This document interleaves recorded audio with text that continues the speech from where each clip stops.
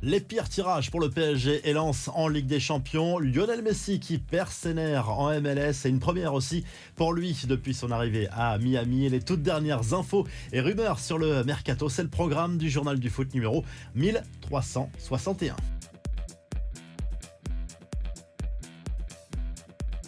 C'est le grand jour pour le PSG et Lens, les deux représentants français pour la Ligue des Champions version 2023-2024 vont connaître leurs adversaires en phase de groupe. Tirage au sort à partir de 18h à Monaco. C'est en clair, notamment sur Canal+.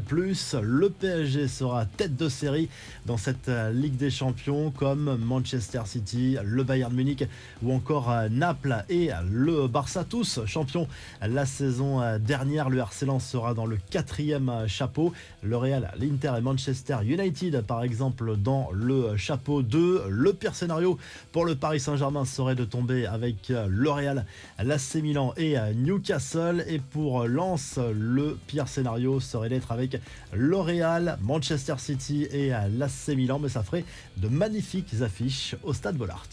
Premier couac pour Messi en MLS. La star argentine a vécu une soirée frustrante avec l'Inter Miami cette nuit face à Nashville. Score final 0-0. Pour la première fois, l'Argentin n'a pas été décisif. Pas de but ni de passe D. Un résultat qui n'arrange pas d'ailleurs le club de Floride qui rêve d'une folle remontada pour accrocher les playoffs. Le septuple Ballon d'Or s'est surtout accroché avec un joueur adverse, Jack Maher.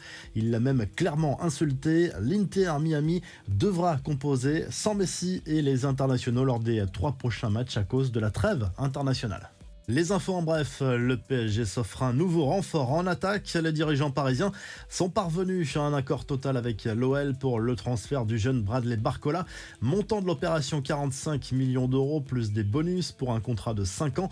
Randal Kolo Muani, lui, reste en salle d'attente à Paris. Il veut absolument rejoindre le champion de France, mais Francfort est très gourmand et attend un chèque approchant les 100 millions d'euros dans l'idéal. Ça pourrait se débloquer à 90 millions. En tout cas, le dossier est explosif. Mohamed Salah va-t-il faire le forcing pour rejoindre l'Arabie Saoudite? Le Daily Mail assure que le club d'Al Ittihad fait le forcing pour enrôler le buteur égyptien qui a reçu une offre folle. La presse anglaise assure que le joueur est prêt à venir si Liverpool se laisse convaincre.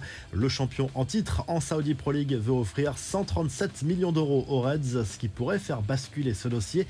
L'AS Monaco tient son gros coup de l'été avec la signature de Folarin Balogun. Arsenal récupère au passage un chèque de 40 millions d'euros bonus compris pour l'ancien attaquant du Stade de Reims où il a inscrit 22 buts la saison dernière. Marseille de son côté récupère 18 millions d'euros bonus inclus pour le transfert de Matteo Guendouzi à la Lazio Rome. Les derniers détails ont été réglés. L'international français s'apprête à faire ses grands débuts en Serie A et l'échange avec Lorient entre Bamo Meïté et Isaac Touré est en bonne voie. Et toujours concernant l'OM, voici le 3e maillot très original pour cette saison 2023-2024, une tunique volcanique orange et noir comme le peuple marseillais selon l'équipementier Puma.